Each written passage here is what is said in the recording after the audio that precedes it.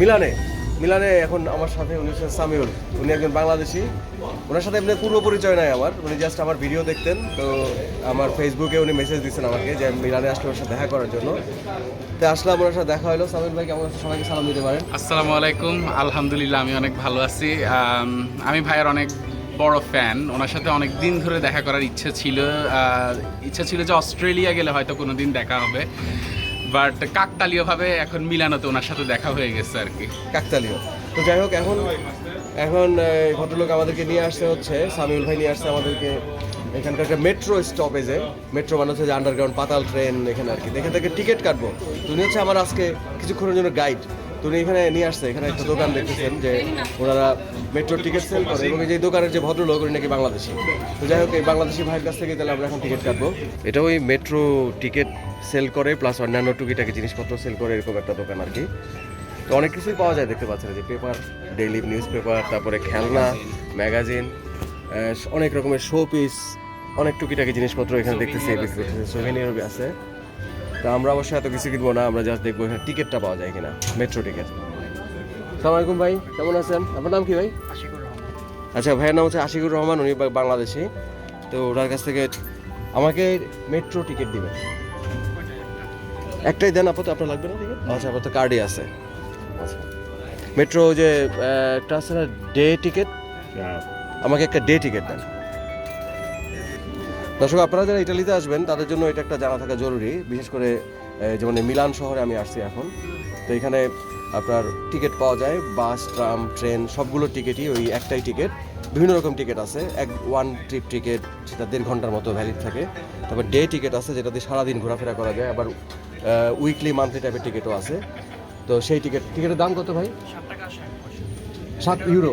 Euro, আচ্ছা, 7 ইউরোর একটা ticket, যেটা দিয়ে ওয়ান ডেতে 24 ঘন্টার জন্য ট্রিপ করা যাবে। তো সেটা আমি এখানে নিচ্ছি। এটা হচ্ছে আমার ডেবিট কার্ড, এটা আমি নিয়ে আসছি অস্ট্রেলিয়া থেকেই, এটার মধ্যে টাকা ভরে নিয়ে আসছি। এটা আবার ডুয়াল বা 4-5টা কারেন্সি এটাতে ইউজ করা যায়। তা আমি এখানে যখন যেটা দরকার, ইউরো যতক্ষণ লন্ডনে ছিলাম পাউন্ড হিসেবে এটা আমরা ইউজ করছি, সুইজারল্যান্ডে গিয়ে সুইস ফ্রাঙ্ক হিসেবে ইউজ করছি। থ্যাংক ইউ ভাই, ভালো থাকেন, আসসালামু আলাইকুম। তো ভাই খুব ভালো মানুষ, আমাকে এটা টিকিট দিয়ে দিলেন। তো এই হচ্ছে টিকিট, যেটা দিয়ে, আচ্ছা এটা কি মিলান ছাড়া অন্য জায়গাতে ইউজ করা যাবে? না না, শুধু মিলান আর কি। আচ্ছা, এটা হচ্ছে শুধু মিলানে ইউজ করা যাবে, অন্য টিকিটে স্টেশন ইয়েতে গেলে সেটা ডিফারেন্ট হবে। তো এখন এইখানে আলাদা টিকিট। আচ্ছা, এখানে যে ট্যাপ করার যে জিনিসপত্রগুলো আছে, ট্যাপ করে তারপর আমাদের যেতে হবে। তো দুয়োমো বলে একটা শপিং সেন্টার আছে, সেখানে নাকি যেতে হবে। তো এখানে এইভাবে দিব না টিকিটটা? আচ্ছা, এভাবে ট্যাপ করবো। আচ্ছা, ট্যাপ করলাম, দরজা খুলে গেল, চিচিং ফাঁক, ঢুকেও গেলাম। এরকম বিদেশ বিভুঁইয়ে এসে এরকম একজন পরিচিত বাংলাদেশি লোক, বাংলাদেশি ভাই পাওয়া গেলে খুবই ভালো, কারণ এখানে কোনো সিস্টেম নিয়ম কানুন তো আসলে এভাবে করে জানি না, জানার সুযোগ হয় নাই। তো তারা এভাবে করে হেল্প করতে পারে আর কি, এটা খুবই ভালো একটা ব্যাপার। ওই আসে আমাদের ট্রেন, বেশ নয়েজ করে, হুড়মুড় করে একটা ট্রেন।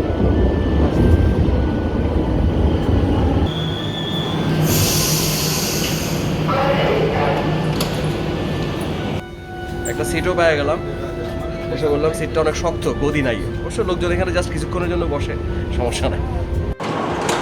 আয়শা বললাম যে গেলে হচ্ছে এখানে একটা শপিং সেন্টার আছে, সেই শপিং সেন্টারটা আমাদেরকে দেখাবে আর কি। তো ওইটার জন্য যাচ্ছি এখন। এই নামলাম ট্রেন থেকে, সম্ভবত এটা পাশেই না, তাই না? জি জি, আচ্ছা, এটা পাশেই নাকি সেটা? উপরে উঠলেই শপিং। আচ্ছা,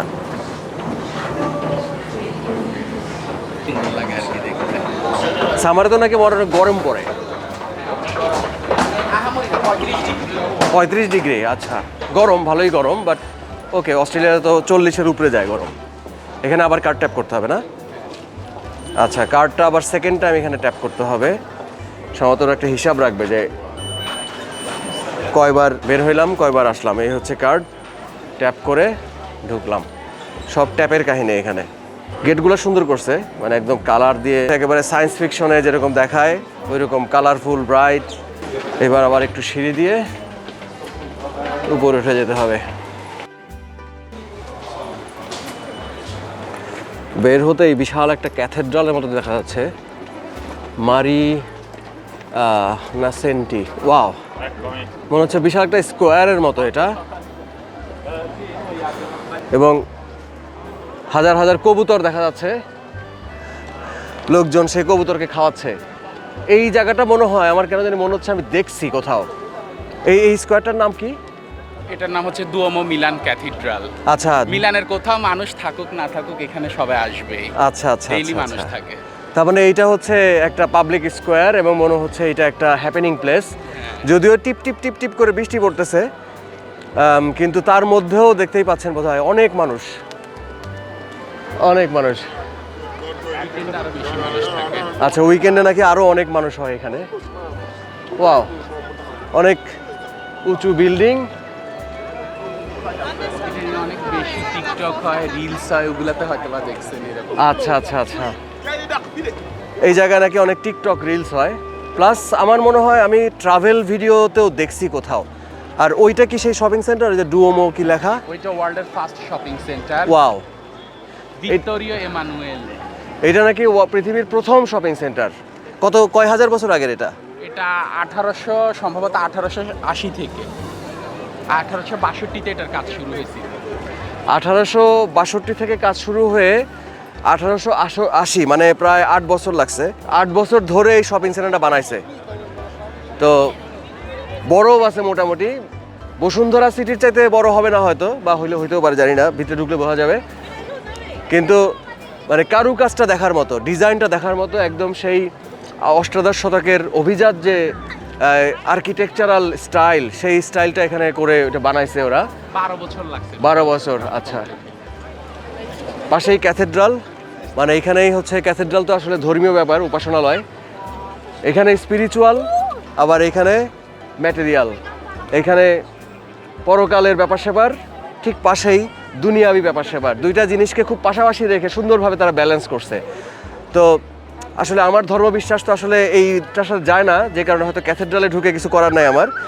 বাট দুনিয়াবি ব্যাপার স্যাপার মানে ওই ইয়েতে গিয়ে দেখা যায়, শপিং সেন্টারে গিয়ে দেখা যায় এরা কী বেচে। আমার একটা পেন ড্রাইভ কিনতে হবে, কারণ আমার এই মোবাইলের স্টোরেজ শেষ হয়ে যাচ্ছে। তো বেসিক্যালি আমি তো ক্যামেরা নিয়ে আসছিলাম, কিন্তু এই টিপ টিপ বৃষ্টির জন্য আমার ক্যামেরা আর বাইর করতে পারি নাই। এখন মোবাইলের যেটুকু স্টোরেজ সেইটুকু সম্বল সেটুকু শেষ হয়ে আসতেছে, কাজে আমাকে একটা পেন ড্রাইভ কিনতে হবে, তার মধ্যে মোবাইল ডাটা ব্যাকআপ করতে হবে। তো আশা করি এত বড় শপিং সেন্টার এত কিছুই পাওয়া যায়, পেন ড্রাইভ নিশ্চয়ই পাওয়া যাবে। বিশাল একটা গলির মতো ডোমের নিচে, আর অনেক মানুষ।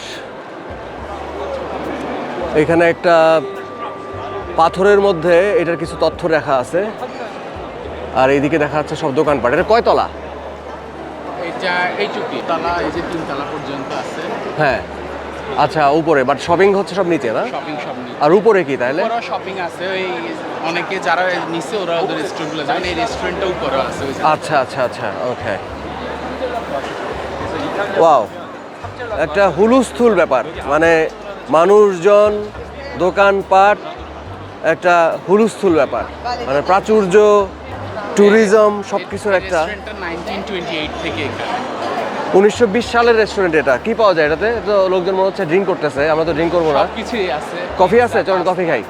1928 সালের এই রেস্টুরেন্টটাতে ঢুকে দেখবো যে এদের কফি কেমন। ইটালিয়ানদের কফি খুব মজা হয়। এইখানে হচ্ছে কফি অর্ডার করতে হবে। হিউজ একটা coffee machine, at a time বোধহয় 4-5টা কফি বানানো যাবে, এরকম একটা যন্ত্র নিয়ে তারা ব্যস্ত, সবাই ব্যস্ত। খুব লাউডলি মিউজিক বাজতেছে, এবং এখান দিয়ে আবার সিঁড়ির মতো আছে, সিঁড়ি দিয়ে উপরেও উঠে যাওয়া যাবে, উপরেও হয়তো বসার ব্যবস্থা আছে। তা আমরা অবশ্য জাস্ট ঝট করে কফিটা খেয়ে তারপরে ভিতরে একটু ঘোরাঘুরি করতে হবে, আমাদের সময় কম। দোকানটার নামটা খুব ইন্টারেস্টিং, নাম হচ্ছে মোটা, MOTTA। এদের খাবার দাবার খেয়ে মোটা আবার না হয়, আমি অবশ্য এমনিতে একটু মোটা, আরও মোটাও না হয়ে যায় আবার।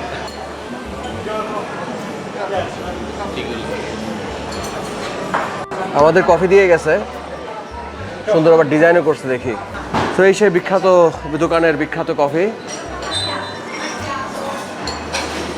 মজা আছে, বেশ একটা ক্যারামেল একটা ফ্লেভার আছে। আমি তো অনেক চা কফি খাই, সো এইটা এক্সপিরিয়েন্সটা, এটা একটা অন্যতম এক্সপিরিয়েন্স হয়ে থাকলো আর কি আমার।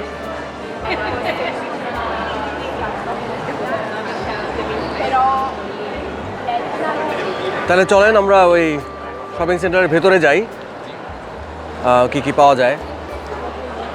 এখানে পাওয়া যাবে না, টুপি বা হ্যাট এগুলার দোকান আছে?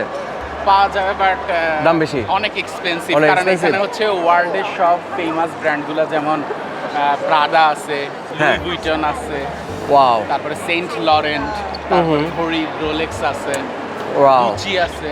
সো এগুলা তো অনেক এক্সপেন্সিভ। সব মহামূল্যবান জিনিসপত্রের পসার এখানে, আমাদের জন্য না। তারপর আসছি একটু দেখি, ঘোরাফেরা করা আর কি, উইন্ডো শপিং যেটাকে বলে। কেনার চাইতেও মানে দোকানে ঢুকে ঘাটাঘাটি করে দেখা আর কি। দেখাটাই মজা। রাইট।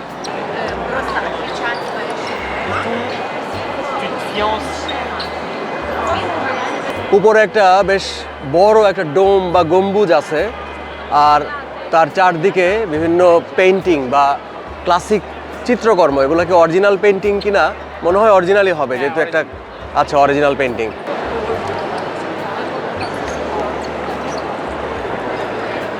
মোটামুটি পৃথিবীর সব বড় বড় যে ব্র্যান্ডগুলো আছে, সব বড় বড় ব্র্যান্ডের দোকান এখানে।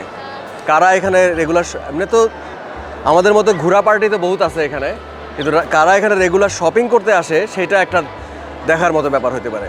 উনি যেটা বলছিলেন যে সবাই ইটালিতে আসে বেড়াইতে, ভেনিস, রোম এইসব জায়গাতে হচ্ছে বেড়ায়, আর শপিংয়ের জন্য আসে হচ্ছে মিলানোতে, যে কারণে হচ্ছে এখানে সব শপিং সেন্টার এবং সব বড় বড়, এটা এবং কি ফ্যাশন সিটি এটা।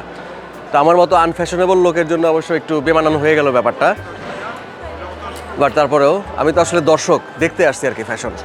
লোগো দেওয়া এখানে। এখানে মিলানো সিটির লোগো দেওয়া আছে, এবং এখানেও লোকজন এসে এই লোগোর ছবিও তুলতেছে। আমার মতো আরও অনেক কন্টেন্ট ক্রিয়েটরকেও এখানে দেখা যাচ্ছে, যারা কেউ হয়তো ইউটিউব, কেউ হয়তো টিকটক, যে যেটা করে, বা ফেসবুক রিল, সবাই ব্যস্ত তাদের সেই ভিডিও টিডিও করা, ব্লগিং করা। এখানে যেমন দেখতে পাচ্ছেন এক আপাকে ব্লগিং করতে। এখানে বিনটাতে আমি একটু ফেলে দিলাম। এটা খুবই বড় লোকের জায়গা, মানে এটা সাধারণ বড় লোকের না। পৃথিবীর সেরা ধনী যারা, তারা সেলিব্রিটি যারা, তারা হয়তো এখানে শপিং টপিং করতে আসবে আর কি। সেলিব্রিটি প্লেয়াররা আসে। লাস্ট ইয়ার উইন্টারে যখন আসছিলাম, আমার কাজিন আসছিল ভ্যানিস থেকে, আমার কাজিন ভ্যানিসে থাকে, আচ্ছা। মামাতো বোন। তখন হঠাৎই দেবের সাথে দেখা হয়ে গেল। কার সাথে? দেব, ওই ভারতীয় বাংলা অভিনয় করা। ও আচ্ছা আচ্ছা আচ্ছা আচ্ছা, দেব। আমি অবশ্য ঠিক চিনলাম না, আমি অবশ্য সিনেমা টিনেমা খুব একটা দেখি না। সো খেলোয়াড়দের সাথে দেখা হয়। আচ্ছা, খেলোয়াড়রাও আসে, প্লেয়াররাও আসে। বাংলাদেশের ক্রিকেট টিমের প্লেয়ারদের দেখছেন? বাংলাদেশিদের কখনো দেখি নাই, বিদেশিদেরকে দেখা আচ্ছা। হয়। বা বাংলাদেশ থেকে যারা অনেক অনেক টাকা পয়সা মেরে দিচ্ছে ব্যাংক ট্যাঙ্ক থেকে, এরকম অনেক আছে না, যে আমরা এখন দেখতেছি, আছে। এরকম নিশ্চয়ই অনেকেই এখানে শপিং করতে আসে। আসবে। তো এই ব্যাপারটা আমার কাছে খুব ইন্টারেস্টিং লাগে। বাংলাদেশের অনেক লোকজন যারা আসলে এভাবে পরিশ্রম করে টাকাটা ইনকাম করে নাই, জনগণের টাকা মেরে দিচ্ছে আর কি, তারা যখন এইসব দামি দামি ফ্যাশন জামা কাপড়গুলো পরে, দামি দামি গাড়িতে চড়ে, এটা দেখতে আসলে ভালো লাগে না। এটা আমার কাছে মনে হয় পৃথিবীর সবথেকে কুৎসিত দৃশ্যের একটা, আগলিয়েস্ট সিন। ওই লোকগুলা বাংলাদেশের যারা কাজকর্ম না করে জনগণের টাকা মেরে দিছে, সেইটা মেরে দেওয়া টাকা দিয়ে তখন যারা এই সমস্ত জায়গা থেকে ফ্যাশন ট্যাশন পরে, জামা কাপড় পরে, সেটা নিয়ে আবার তারা বড়াই করে, এইটার চাইতে আগলিয়েস্ট জিনিস বোধহয় আর কিছু নাই।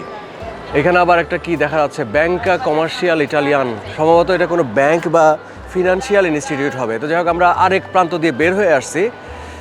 এই পাশে মনে হচ্ছে একটা সিনেমা হল, জোকার নামে একটা সিনেমা চলতেছে। অনেক আগে বাংলাদেশে, অনেক আগে, সেই 80-70-এর দশকে একটা সিনেমা হয়েছিল, নাম ছিল জোকার। রাজ্জাক অভিনয় করছিল, সেটা বিটিভিতে আবার পুরনো সিনেমা দেখায়, সেখানে আমি দেখছিলাম সেই রাজ্জাকের জোকার সিনেমাটা। কিছুটা মনে আছে সেই কাহিনী।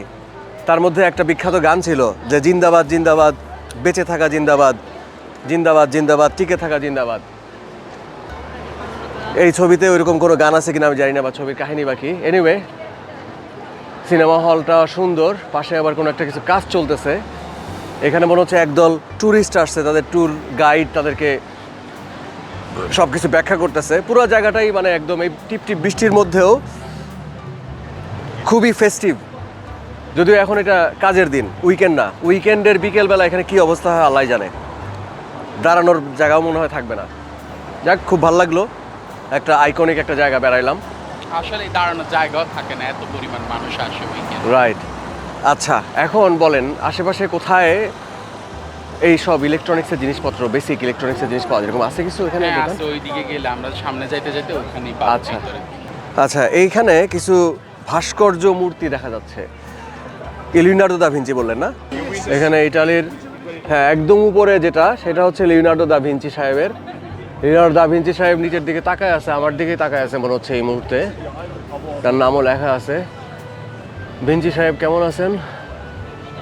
আর তার নিচে আরও বেশ কিছু মূর্তি দেখাচ্ছে, কোমরে হাত দিয়ে লোকজন দাঁড়ায় আছে। এরাও হয়তো বিখ্যাত কোনো মানুষজন হবে, ইতিহাসের কোনো বিখ্যাত ক্যারেক্টার।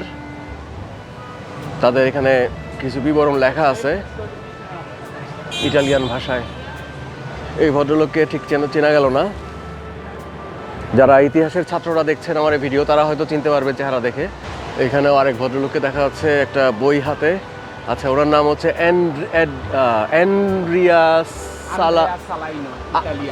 আন্দ্রেয়া সালাইনো। কে ছিলেন এই ভদ্রলোক? আর্টিস্ট। আচ্ছা, এরা সবাই শিল্পী মানুষ। ওকে, ওনাদের আমলে এই যে বিষয়গুলা, এই যে স্কাল্পচার মানে ভাস্কর্য, আর সেই সময়কার যে ক্রিয়েশন, সেটা অভিনয় বলেন, গান বলেন, সাহিত্য বলেন, সেগুলোই ছিল হচ্ছে আর্ট। আর আমরা যারা এখনকার ইউটিউবার, টিকটকার, আমরা হচ্ছে, আপনারাই বলবেন দর্শক, আমরা কি আসলে? আমি কখনোই নিজেকে কোনো আর্টিস্ট মনে করি না, এটা আসলে কোনো আর্ট না। এনিওয়ে, আচ্ছা, এটা হচ্ছে পেছনের গেট শপিং সেন্টার, যেটা দিয়ে আমরা একটু আগে বের হয়ে আসলাম। এখন এটা দিয়ে আবার ঢুকে আবার এটাকে এফোর করে ওই মাথায় গিয়ে আমাদের খুঁজতে হবে সেই পেন ড্রাইভ পাওয়া যায় কিনা। পেন ড্রাইভ ব্যাপারটা খুব জরুরি হয়ে দাঁড়াইছে, লাগবে আমার একটা।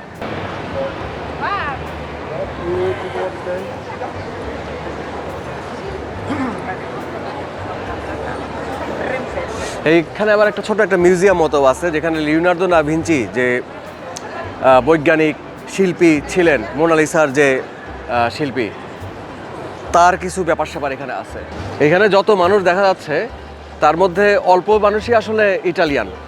এর মধ্যে অনেকেই আসছে অন্যান্য দেশ থেকে, যেমন আমার মতো বাঙ্গাল, যদিও আমি আসছি অস্ট্রেলিয়া থেকে। এনিওয়ে, আমার মতো বাঙ্গাল আছে এখানে, আবার ইউরোপের অন্যান্য দেশ থেকেও মানুষজন আসছে।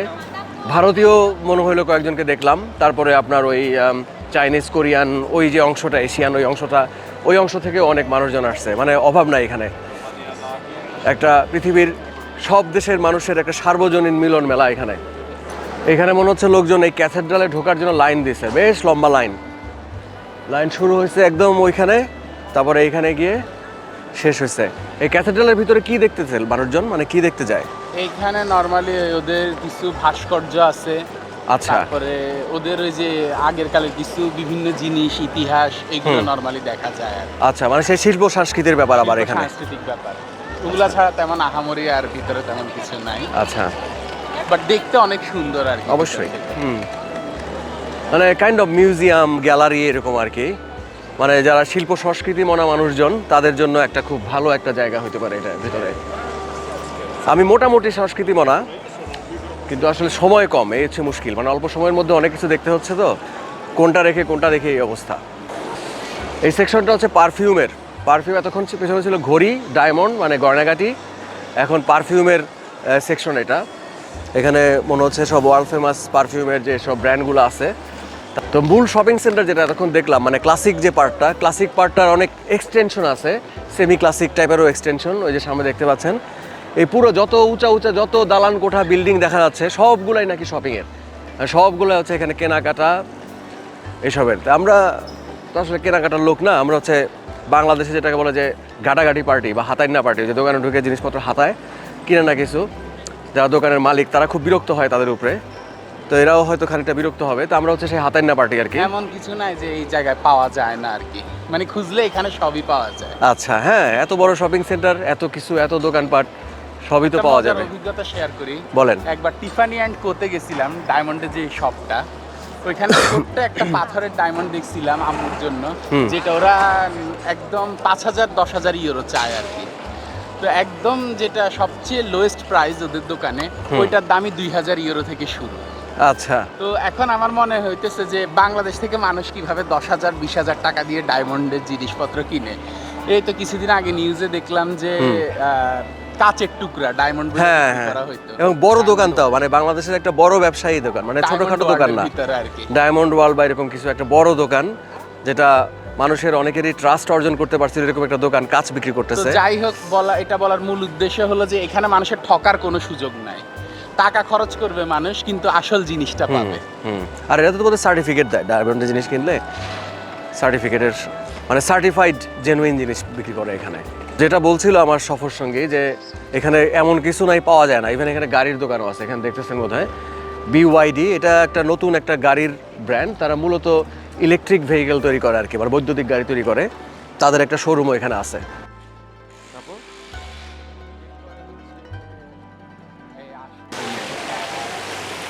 এই শপিং সেন্টারের এই সাইডটাতে একটা কৃত্রিম ফোয়ারার মতো বানানো হয়েছে, এবং এই কৃত্রিম ফোয়ারাটার উপরে দেখতে পাচ্ছেন যে অ্যাপল কোম্পানির লোগো। তো বেসিক্যালি এই অ্যাপলের একটা দোকান আছে, ওই আইফোন আইপ্যাড এগুলো বেচে ওরা। তো এই অ্যাপেলের মনোগ্রাম, নিচ দিয়ে হচ্ছে দরজা, মানে ভাবচক্করই আলাদা। অ্যাপল তো ওদের তো ভাবচক্কর একটু বেশিই হয়। তো আমরা এখন আপেলের দোকানে ঢুকতেছি। কে আসছিল বলো? টিম কুক, অ্যাপলের বর্তমান সিইও। আচ্ছা, আপেলের বর্তমান যে প্রধান নির্বাহী টিম কুক, না? টিম কুক সাহেব নাকি এখানে আসছিল এসে উদ্বোধন করতে আর কি 2019 সালে। তো যেরকম করে ভাবটাপ করে একদম ফোয়ারা দিয়ে সব রকম করে করছে, মানে দোকানটা শপিং সেন্টারে একটু বাইরে একটু অ্যাসাইড করে করছে আর কি। তাতে বোঝা গেল যে মানে দোকানের ভাবচক্কর অনেক হবে। এই যে বোধহয় দেখতে পাচ্ছেন নিচে মোটামুটি একটা বাজারের মতো আর কি। আপেলের কম্পিউটার, আপেলের মোবাইল, আপেলের হেডফোন, আপেলের যত রকমের জিনিসপত্র আছে সব কিছুরই এখানে কিছু কিছু আছে আর কি।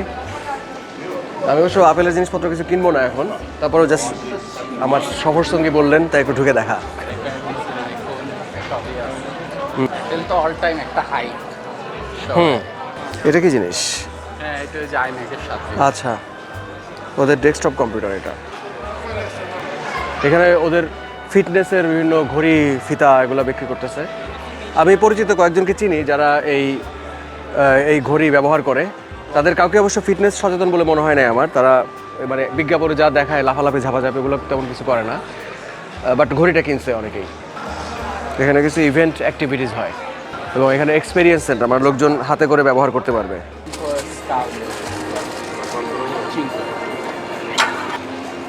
এখন মানে বেশ ভারী ভারী কথাবার্তার পরে এখন আমরা একটা লোকাল একটা স্ট্রিট ফুড ট্রাই করতেছি। এটার নাম হচ্ছে কাস্তানিয়া। এটা সম্ভবত করে একটা নাটের মতো কোনো একটা কিছু, বাদামের মতো জিনিস। এটা কি গাছে হয়? হ্যাঁ। আচ্ছা, দেখান তো দেখি কাস্তানিয়া কেমন। জিনিসটা হচ্ছে এমন, এরকম। আচ্ছা, এইটাও কি খাওয়া যায়? না না, ওই জিনিসটা ফালায় এই শুধু ভিতরের এই অংশটা। আচ্ছা, এখানে একটা উপরে একটা সফট জিনিস আর নিচে একটা শেল। বিসমিল্লাহ। ফালানোর জন্য ওরা আবার ব্যাগে একটা জায়গা দিয়ে দিচ্ছে, হাঁটতে হাঁটতে খাবেন আর এখানের ভিতর ফালাবেন। ইটালিয়ানরা প্রায় সময় এটা উইন্টারে খায় আর কি, শুধু উইন্টারেই পাওয়া যায়। এখন তো উইন্টার না, এখন থেকেই পাওয়া যাইতেছে আর কি। এই সময়টা থেকে সেপ্টেম্বর থেকে বেসিক্যালি পাওয়া যায়। খুব হালকা একটা মিষ্টি ভাব আছে। আর হচ্ছে মানে কাঁঠাল বিচি, আমরা গ্রামে গেলে কাঁঠাল বিচিকে পোড়ায় খাইতাম ছোটোবেলায়, সেটার সাথে বেশ সিমিলারিটি আছে টেস্টের। সেই ছোটোবেলার মেমোরিটা মনে পড়লো। এপ্রিল মে মাস পর্যন্ত পাওয়া যায় একদম।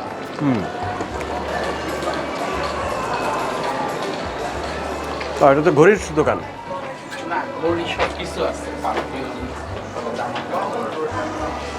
পূর্ণ দোকান, অনেক জামা কাপড়।